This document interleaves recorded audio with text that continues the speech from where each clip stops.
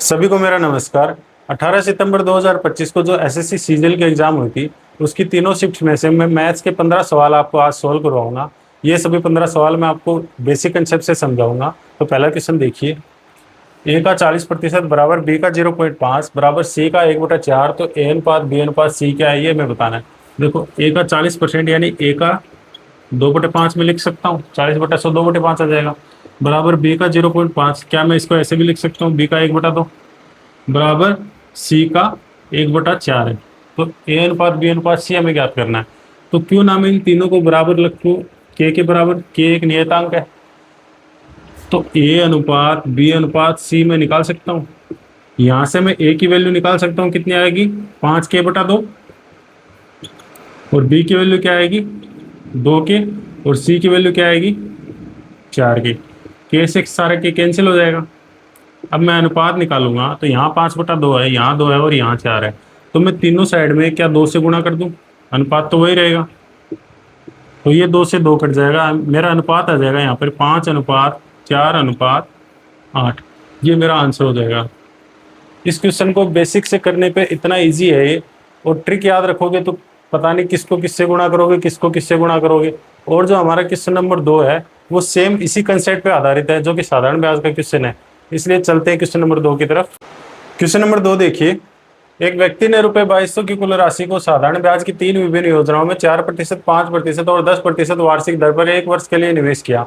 1 वर्ष के अंत में उसे तीनों योजनाओं से समान ब्याज प्राप्त हुआ। बताइए उसने 5% ब्याज दर वाली योजना में कितनी राशि रुपए में निवेश की थी। देखो, व्यक्ति ने ₹2200 निवेश किए, 3 योजनाओं में निवेश किए। मैं उन तीनों योजनाओं का नाम लिख लेता हूँ। मान लो P1, P2 और P3। P1 योजना में वो पैसे लगा रहा है 4% के हिसाब से, यानी P1 योजना में उसको कितना ब्याज मिलेगा, मूलधन गुणा दर गुणा समय बटा 100। इसी तरीके से उसको P2 योजना में कितना ब्याज मिलेगा, गुणा 5 गुणा 1/100। और P3 में कितना मिलेगा, गुणा 10 गुणा 1/100। ये जो तीनों ब्याज मिल रहे हैं उसको बराबर है। यहाँ मैं क्या लिख सकता हूँ कि P/25 बराबर P2/20 बराबर P3/10, क्योंकि ये कट गए आपस में। अब देखो, सेम जो मैंने पिछला क्वेश्चन कराया था, ये उसी की तरह बन गया। तो क्या मैं इसको के बराबर रख सकता हूँ। तो मैं इससे तीनों योजनाओं में जो पैसा लगा रहा है उसका अनुपात निकाल सकता हूँ। यानी कि मैं क्या निकाल सकता हूँ, P1 अनुपात P2 अनुपात P3 में निकाल सकता हूँ। P1 की वैल्यू मेरे पास क्या है 25K। और P2 की वैल्यू मेरे पास क्या आएगी 20K। और P3 की वैल्यू मेरे पास है 10K।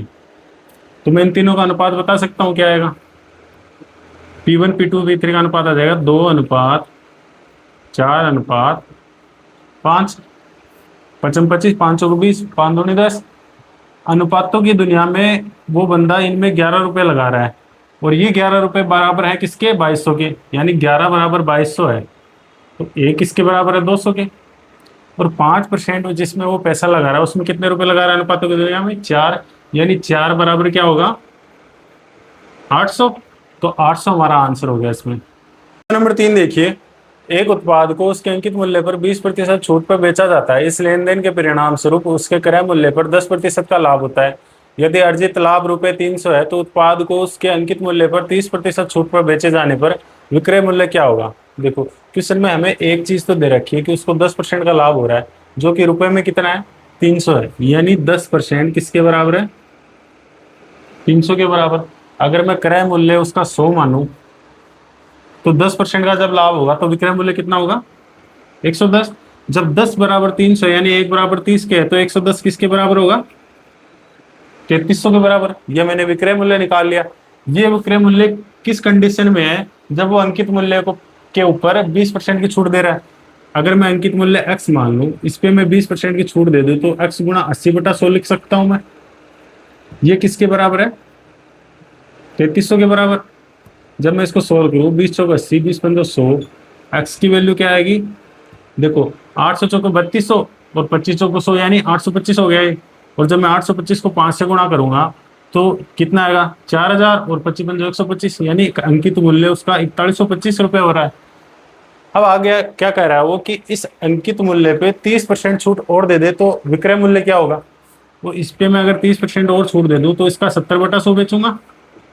जब मैं इसको सोल्व करूंगा तो मेरा अंकित मूल्य आएगा, ये आएगा 2887.5। तो ऑप्शन नंबर ए हमारा आंसर होगा इसमें। क्वेश्चन नंबर 4 देखिए, मान लीजिए रुपए एक्स का निवेश किया जाता है और 2 वर्ष बाद 5% साधारण ब्याज पर इस पर रुपए वाई ब्याज मिलता है। यदि रुपए वाई को 2 वर्ष के लिए 5% साधारण ब्याज पर निवेश किया जाता है तो इस पर रुपए जेड ब्याज मिलता है। निम्नलिखित में से कौन सा कथन सत्य है, ये हमें बताना है। देखो, एक्स को निवेश किया 5% के हिसाब से 2 वर्ष के लिए, तो इस पे कितना ब्याज मिलेगा, वाई।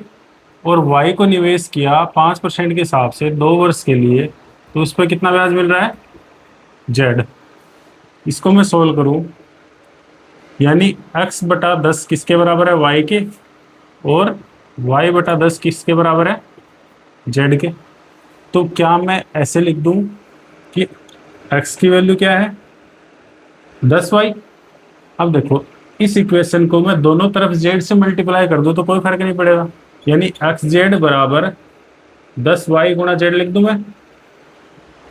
अब मैं यहाँ पे इस z की वैल्यू रख देता हूँ y/10, इसको मैं ऐसे ही रखता हूँ।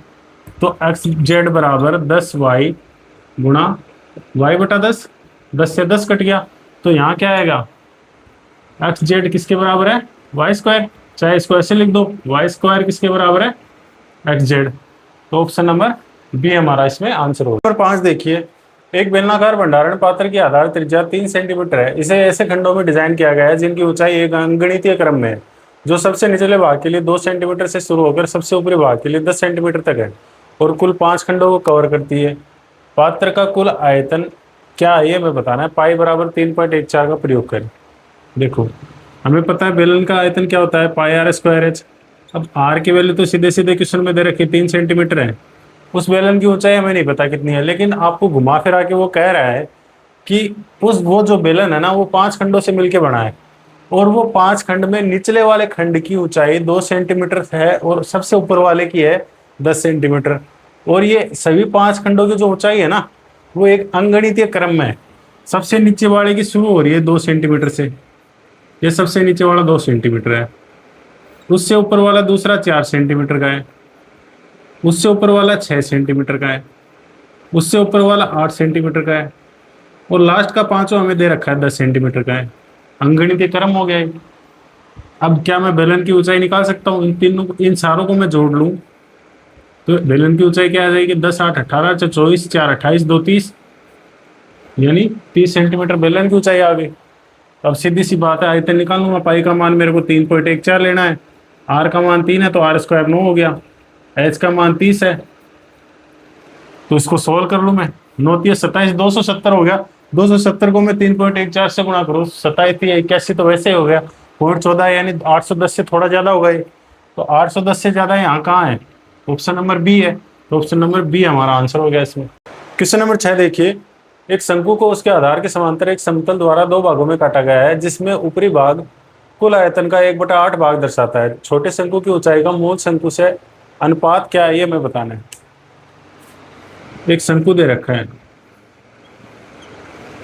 इस शंकु को आधार के समांतर एक समतल से काटा गया है, तो एक छोटा शंकु और बन गया। क्वेश्चन में अगला कह रहा है कि ये जो छोटे वाले शंकु का जो आयतन है, इस पूरे शंकु का 1/8 भाग दर्शाता है। तो छोटे शंकु की ऊंचाई का बड़े शंकु की ऊंचाई से अनुपात पूछ रखा है, क्या है। देखो, ये जो 3D में शंकु को जब आधार के समांतर 2 भागों में काटा जाता है ना, तो एक चीज होती है कि इनकी जो इन छोटे वाले शंकु की त्रिज्या मैं r लिख रहा हूँ और बड़े वाले शंकु की त्रिज्या को मैं r लिख रहा हूँ।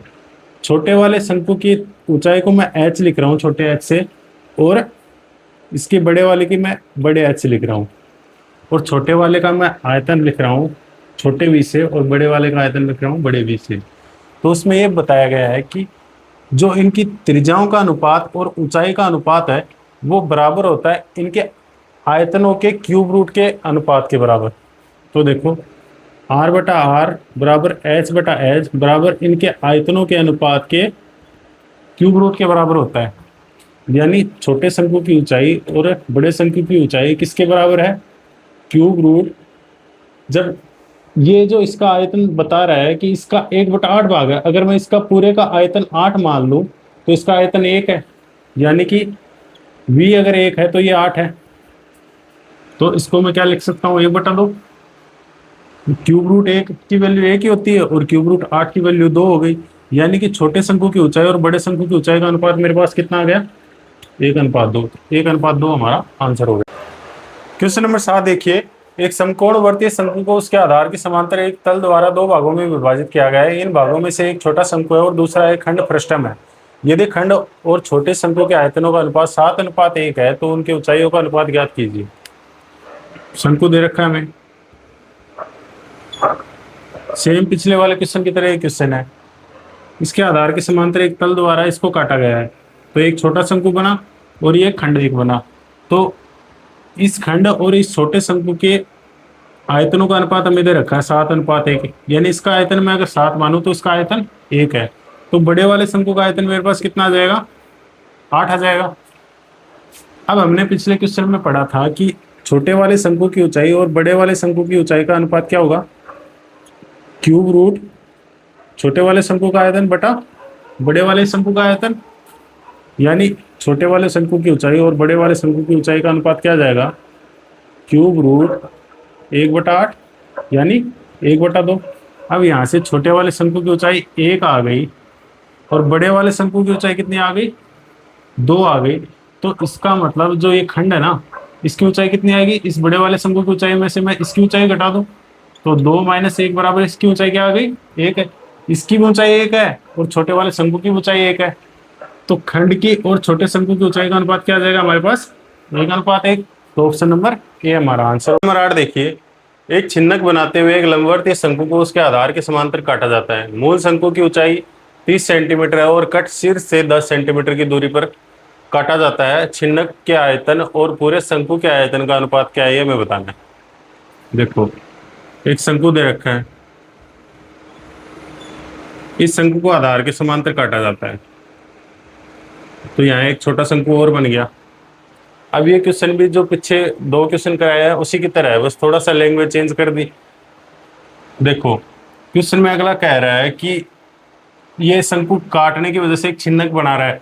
पिछले वाले क्वेश्चन में इसका नाम लिख दिया फ्रस्टम, इसको इंग्लिश में फ्रस्टम बोल देते हैं और वैसे इसको हिंदी में छिन्नक बोल देते हैं। अब देखो, अगला कह रहा है कि ये जो मूल शंकु की ऊंचाई मेरे को दे रखी है 30 सेंटीमीटर और इस छोटे वाले शंकु की ऊंचाई मेरे को दे रखी है कितनी? 10 सेंटीमीटर। तो हमने पीछे भी पढ़ा है कि छोटे वाले शंकु की ऊंचाई और बड़े वाले शंकु की ऊंचाई का अनुपात क्या होगा? इनके आयतन के क्यूब रूट के बराबर, इनके आयतन के क्यूब रूट के अनुपात के बराबर। यानी इनका छोटे वाले शंकु का आयतन और बड़े वाले शंकु का आयतन क्या होगा?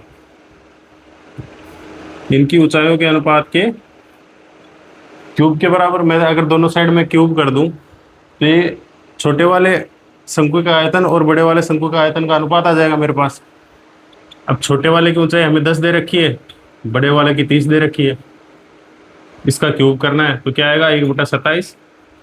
यानी कि अगर मैं छोटे वाले का आयतन 1 मान लूँ, इसका आयतन मैं 1 मान लूँ, तो इस पूरे बड़े वाले का आयतन कितना है? 27। तो छिन्नक का आयतन मेरे पास कितना आ जाएगा? जब मैं पूरे बड़े वाले शंकु में से छोटे वाले शंकु का आयतन घटा दूं तो यानी 27 में से मैं 1 घटाऊं तो इस छिन्नक का आयतन मेरे पास कितना आ जाएगा? 26। और क्वेश्चन में हमें ये पूछ रखा है कि छिन्नक के आयतन और पूरे शंकु के आयतन का अनुपात क्या है। तो छिन्नक का आयतन 26 है और पूरे शंकु का आयतन 27 है, तो 26:27 हमारा आंसर हो गया इसमें। क्वेश्चन नंबर 9 देखिए, एक सजावटी स्तंभ एक षटकोणीय प्रिज्म के आकार में बना है। इसके आधार की भुजा की लंबाई 10 सेंटीमीटर है। स्तंभ कई खंडों से बना है और उनकी ऊंचाई एक अंकगणितीय श्रेणी बनाती है। पहला खंड 5 सेंटीमीटर ऊंचा है और प्रत्येक अगला खंड पिछले वाले से 2 सेंटीमीटर ऊंचा है। यदि स्तंभ में कुल 4 खंड है तो स्तंभ का कुल आयतन क्या है ये हमें बताना है। देखो, स्तंभ है वो क्या है? एक षटकोणीय प्रिज्म है और प्रिज्म का आयतन निकालने का सूत्र हमें पता है। प्रिज्म का आयतन क्या होता है? उसके आधार का क्षेत्रफल गुणा प्रिज्म की ऊंचाई। अब देखो अगला क्वेश्चन में हमें बता रहा है कि वो प्रिज्म है वो षटकोणीय है। षटकोणीय प्रिज्म कब बनेगा? जब उसका आधार क्या होगा? एक षटभुज होगा। तो आधार का क्षेत्रफल हम निकालने के लिए हमें क्या निकालना है? षटभुज का क्षेत्रफल। और षटभुज की एक भुजा क्या दे रखी है हमें? 10 सेंटीमीटर है। तो एक षटभुज जो समषटभुज है यानी सारी उसकी भुजाएं बराबर, यानी समषटभुज का क्षेत्रफल क्या होता है? 3√3/2 गुणा भुजा का स्क्वायर। भुजा मेरे को 10 दे रखी है, तो 3√3/2 गुणा 100, यानी इसका आधार का क्षेत्रफल मेरे पास आ गया 150√3। अब देखो, अब मेरे को प्रिज्म की ऊंचाई चाहिए। अगला कह रहा है कि ये प्रिज्म खंडों से बना है, 4 खंडों से बना है, तो इसकी ऊंचाई मैं निकालूं। और अगला क्वेश्चन में कह रहा है कि जो पहला खंड है ना वो 5 सेंटीमीटर ऊंचा है, और जो आगे के जो 4 जो बचे हुए 3 खंड है ना, तो उनकी ऊंचाई पिछले वाले से 2 सेंटीमीटर ज्यादा हो रही है, और ये एक अंगणितीय श्रेणी में है। तो अगले खंड की ऊंचाई कितनी होगी? 7। उससे अगले की कितनी होगी? 9। और उससे अगले की कितनी होगी? 11। यानी इस प्रिज्म की टोटल ऊंचाई कितनी आ जाएगी मेरे पास? 11 9 20, 20 और 12 32, यानी 32 सेंटीमीटर मेरे पास ऊंचाई आ गई। तो अब मैं इसका आयतन निकाल सकता हूँ। आयतन क्या होगा? 150√3 गुणा 32। तो आयतन हमारा आ जाएगा 4800√3 centimetre cube. Option number B हमारा आंसर। क्वेश्चन नंबर 10 देखिए, 120 मीटर ऊंचे टावर के शीर्ष पर खड़ा एक व्यक्ति टावर के विपरीत दिशाओं में खड़ी 2 कारों के अवनमन कोण 30 डिग्री और 45 डिग्री देखता है। दोनों कारों के बीच की दूरी क्या है, ये हमें बतानी है। देखो, एक टावर पे एक आदमी खड़ा है। टावर की लंबाई हमें दे रखी है 120 मीटर है। इस टावर से वो 2 कारों को देख रहा है। एक को देख रहा है 45 डिग्री अवनमन कोण पे, और एक को देख रहा है 30 डिग्री अवनमन कोण पे। ये कार में मान लेता हूँ ए और बी, और ये बीच का बिंदु ओ मान लेता हूँ। ये वाली कार की दूरी में टावर से मैं मान लेता हूँ एक्स है, और ये वाली कार की दूरी टावर से वाई है। तो देखो, इस वाले त्रिभुज में टेन थीटा क्या है? टेन 30, और टेन 30 बराबर क्या है? लंब बटे आधार। लंब 120 है, आधार मैंने एक्स मान रखा है। टेन 30 की वैल्यू 1/√3 होती है, तो 120/x। तो x की वैल्यू क्या आ जाएगी मेरे पास? 120√3। ये दूरी मेरे पास कितनी आ गई? 120√3। इसी तरह से इस वाले त्रिभुज में टेन 45 की वैल्यू किसके बराबर है? 120/y। टेन 45 की वैल्यू 1 हो गई, तो y की वैल्यू मेरे पास आ गई 120। ये वाली दूरी मेरे पास आ गई 120। तो दोनों के बीच की दूरी पूछी है, यानी x + y पूछी है। x + y की वैल्यू क्या होगी? 120√3 + 120। इसको मैं क्या ले सकता हूँ? 120 कॉमन ले लो, तो 120 × √3 + 1। ऑप्शन नंबर डी हमारा आंसर हो गया इसका। क्वेश्चन नंबर 11 देखिए, एक ऊर्ध्वाधर खंभा टीएफ का आधार एफ जमीन पर है। एफ से 25 मीटर दूर एक बिंदु ए से टी का उन्नयन कोण x डिग्री है। एफ से 75 मीटर दूर और ए के समान रेखा में दूसरे बिंदु बी से टी का उन्नयन कोण y डिग्री है। यदि खंभे की ऊंचाई 25√3 मीटर है, तो x डिग्री + y डिग्री का मान क्या है, ये हमें बताना है। एक खंभा दे रखा है टी एफ, इसका आधार एफ है और शीर्ष क्या है? टी है। और इस खंभे से एक बिंदु ए है, इससे टी का उन्नयन कोण बन रहा है कितना? x degree. और ये जो बिंदु ए है इस एफ से 25 मीटर दूर है। और अगला क्या कह रहा है कि एफ से 75 मीटर दूर और ए के समान रेखा में दूसरे बिंदु बी से टी का उन्नयन कोण y डिग्री है। यानी इसी दिशा में एक बिंदु और है, ये बिंदु ए था, ये बिंदु बी है, जो कि एफ से कितना है? 75 मीटर दूर है। और ये कोण कितना बन रहा है? y degree. और इस खंभे की ऊंचाई हमें क्या दे रखी है? 25√3। अब देखो, ये कोण और ये कोण हमें ज्ञात करना है। सारा मामला हमें दे ही रखा है। हमें पता है कि टेन x की वैल्यू क्या होगी? टेन x की वैल्यू क्या होगी? लंब बटा आधार, यानी 25√3/25, यानी टेन x की वैल्यू आ गई √3। ये टेन की वैल्यू √3 कब होती है? जब x का मान क्या हो? 60 डिग्री। इसी तरीके से टेन y की वैल्यू क्या होगी? 25√3/75, यानी क्या आ गया ये √3/3। इसको ऐसे भी लिख सकता हूँ 1/√3। अब tan y की वैल्यू 1/√3 कब होगी, जब y की वैल्यू क्या होगी 30 डिग्री। तो x प्लस वाई की वैल्यू क्या आ गई मेरे पास 60 और 30 90 डिग्री। ऑप्शन नंबर सी हमारा आंसर हो गया इससे। क्वेश्चन नंबर 12 देखिए, यदि tan a plus cot A बराबर 4 और tan a into cot A equal to 1 तो ज्ञात कीजिए tan square A plus sec square A की वैल्यू क्या है। देखो tan a plus cot A हमें दे रखा है और tan square A plus sec square A की वैल्यू हमें निकालनी है। तो इस इक्वेशन को मैं क्या ऐसे भी लिख सकता हूँ tan a plus 1/tan a इसके बराबर है 4 के बराबर। और नीचे वाले इक्वेशन में हमें पता है कि सेक स्क्वायर थीटा क्या होता है 1 प्लस tan स्क्वायर थीटा, यानी कि इसको भी मैं ऐसे लिख सकता हूँ tan square a plus 1 plus tan square a। तो 1 प्लस 2 tan स्क्वायर a हो गया ना ये। अब ये वाली इक्वेशन भी मेरे पास tan में चेंज हो गई और ये भी tan में चेंज है, तो इससे इजीली मैं इसका वैल्यू निकाल पाऊंगा। अब देखो यहाँ tan a plus 1/tan a equal to 4 दे रखा है, मैं tan को एक बार के लिए x मान लेता हूँ, यानी x प्लस 1/x इसकी वैल्यू हमें 4 दे रखी है। तो जब मैं इसको सोल्व करता हूँ तो यहाँ क्या आएगा x स्क्वायर प्लस 1/x बराबर 4। तो ये इक्वेशन क्या बन जाएगी, ये x इधर से गुणा हो जाएगा तो x square minus 4x plus 1 बराबर 0। अब ये क्या एक द्विघात समीकरण बन गई, यहां से मैं x की वैल्यू निकाल सकता हूं। द्विघात समीकरण में मैं जब x की वैल्यू निकालूंगा तो कैसे निकालूंगा, minus B plus minus under B square minus 4ac upon 2a। यहाँ a की वैल्यू क्या है 1 और b की वैल्यू क्या है -4 और c की वैल्यू क्या है 1। तो x की वैल्यू क्या क्या आ जाएगी -b, यानी b की वैल्यू ऑलरेडी माइनस से आ रहा है तो माइनस माइनस प्लस हो गया, यहाँ 4 हो जाएगा plus minus under B square -4 का स्क्वायर करेंगे 16 आ गया। 4 a की वैल्यू 1 है, c की वैल्यू 1 है अपॉन 2 a की वैल्यू 1 है, तो इसकी वैल्यू क्या आ जाएगी, ये अंडर में 12 आ गया। अंडर 12 को मैं जब बाहर लूंगा तो उसको मैं क्या लिख सकता हूँ 2√3, क्योंकि 4 गुणा 3 अंदर लिखूंगा तो बाहर 4 से बाहर 2 आएगा, तो इसको मैं क्या लिख सकता हूँ 4 प्लस माइनस 2√3/2।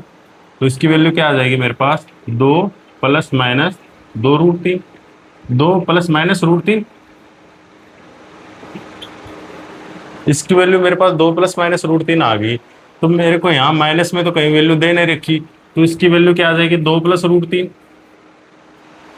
अब देखो मैंने x की वैल्यू ये निकाल ली, x क्या है मैंने tan को x मान रखा है, तो tan की वैल्यू मेरे पास 2√3 आ गई।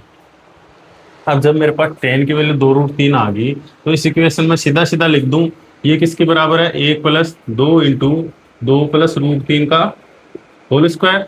तो 1 प्लस 2 इसका मैं स्क्वायर करूं तो 4 प्लस 3 प्लस 2, 2 दूनी 4 हो गया 4√3। तो ये क्या बन गया है यहाँ पे, इसको मैं अंदर गुणा करूं तो 1 प्लस 8 प्लस 6 प्लस 8√3, 8 6 14 1 15, तो इसकी वैल्यू क्या आएगी मेरे पास 15 प्लस 8√3। तो ऑप्शन नंबर 20 में हमारा आंसर हो गया। क्वेश्चन नंबर 13 देखिए, यदि साइन ए बराबर 2x बटा 1 प्लस एक्स स्क्वायर तो कोस ए की वैल्यू निकालनी है हमें। देखो ट्रिग्नोमेट्री में हमें पता है sine square A plus cos square A equal to 1 होता है, हमें वैल्यू चाहिए कोस की, तो कोस स्क्वायर ए को मैं ऐसे लिख सकता हूँ 1 माइनस साइन स्क्वायर ए। अब साइन ए की वैल्यू मेरे को दे रखी है 2x upon 1 plus x square, तो यहाँ 1 minus 2x plus 1 upon x square का होल स्क्वायर हो गया। 1 माइनस 2x स्क्वायर को मैं स्क्वायर से 2x को मैं स्क्वायर से बाहर लाऊं तो यहाँ क्या जाएगा 4x स्क्वायर बटे 1 प्लस एक्स स्क्वायर का होल स्क्वायर। इसको एलसीएम ले लो नीचे 1 प्लस एक्स स्क्वायर का होल स्क्वायर, जब मैं इस को यहाँ ले आऊँगा फिर इस स्क्वायर को मैं खोल दूँ तो यहाँ क्या आ जाएगा 1 plus x square plus 2x square minus 4x square. अब ये प्लस 2x स्क्वायर में से 4x स्क्वायर जाएगा तो यहाँ माइनस 2x स्क्वायर हो जाएगा। 1 plus x square minus 2x square बटे 1 प्लस एक्स स्क्वायर का होल स्क्वायर। ये ऊपर क्या बन गया 1 माइनस एक्स स्क्वायर का होल स्क्वायर बन गया, a माइनस बी का होल स्क्वायर का फॉर्मूला बन गया। तो 1 माइनस एक्स स्क्वायर का होल स्क्वायर बटे 1 प्लस एक्स स्क्वायर का होल स्क्वायर। क्या इसको ऐसे भी लिख सकता हूँ 1 माइनस एक्स स्क्वायर बटे 1 प्लस एक्स स्क्वायर का होल स्क्वायर। और ये किसकी वैल्यू है हमारे पास कोस स्क्वायर ए की। तो कोस ए की वैल्यू क्या आ जाएगी मेरे पास 1 माइनस एक्स स्क्वायर बटे 1 प्लस एक्स स्क्वायर। तो ऑप्शन नंबर बी हमारा आंसर हो। क्वेश्चन नंबर 14 देखिए, यदि x प्लस 2 बटे एक्स बराबर 7 तो एक्स क्यूब प्लस 8 बटा एक्स क्यूब का मान ज्ञात करना है। देखो यहाँ x प्लस 2 बटे एक्स दे रखा है, यहाँ एक्स क्यूब प्लस 8 बटा एक्स क्यूब दे रखा है। 8 2 का क्यूब है, इसका मतलब यहाँ a प्लस बी का होल क्यूब का फॉर्मूला लग रहा है। a प्लस बी का होल क्यूब मेरे को पता है क्या होता है a cube plus B cube plus 3ab a plus B. अब देखो यहाँ इसको अगर मैं a मान लूँ और इसको b मान लूँ तो यहाँ x प्लस 2 बटा एक्स का होल क्यूब क्या आ जाएगा एक्स क्यूब प्लस 8 बटे एक्स क्यूब प्लस 3x गुणा 2 बटे एक्स प्लस 2 बटे एक्स। यहाँ एक्स से ये एक्स कैंसिल हो गया, इसकी वैल्यू मेरे को 7 दे रखी है तो 7 का क्यूब कितना आ जाएगा 343 बराबर एक्स क्यूब प्लस 8 बटा एक्स क्यूब प्लस 3 दूनी 6 हो गया। और एक्स प्लस 2 बटा एक्स की वैल्यू 7 दे रखी तो 6 संते 42।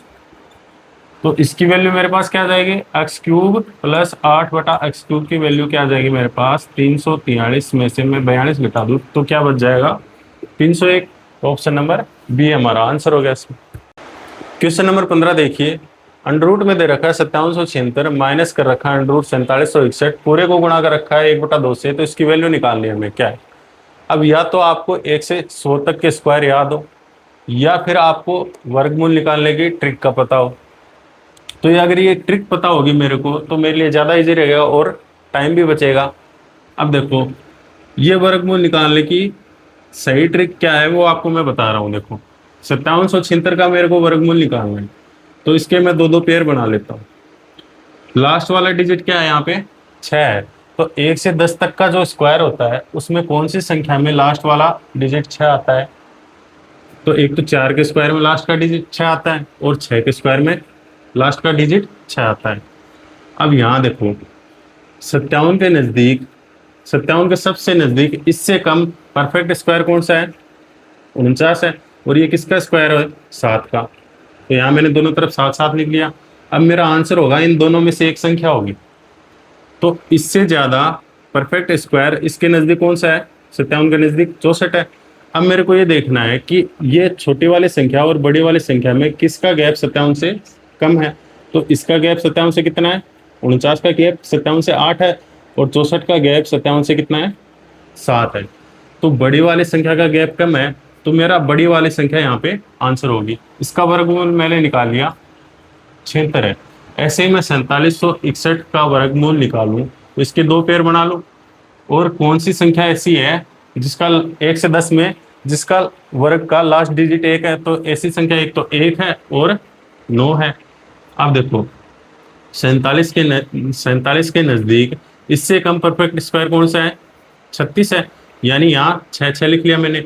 अब इन दोनों में से मेरी कौन सी संख्या इसका आंसर होगी, तो 47 से ज़्यादा कौन सी परफेक्ट स्क्वायर संख्या है जो इसके नज़दीक है 49 है। इनमें सबसे गैप कम कौन सा है बड़ी वाली संख्या का गैप कम है, और तो इसलिए मेरा बड़ी वाली संख्या यहाँ पे आंसर हो जाएगी। तो 76 में से मेरे को घटाना है 69, इसको पूरे को गुणा कर देना है 1/2 से। यहाँ क्या बच गया 7, तो 7/2 यानी 3.5 मेरा आंसर हो गया इसका, ऑप्शन नंबर ए। तो ये 18 सितंबर की जो तीनों शिफ्ट थी उसके 15 क्वेश्चन थे। अगर आपको वीडियो अच्छा लगा हो तो वीडियो को लाइक करें, चैनल को सब्सक्राइब करें, और आगे भी हम आपके लिए इसी तरह की वीडियो लाते रहेंगे। धन्यवाद।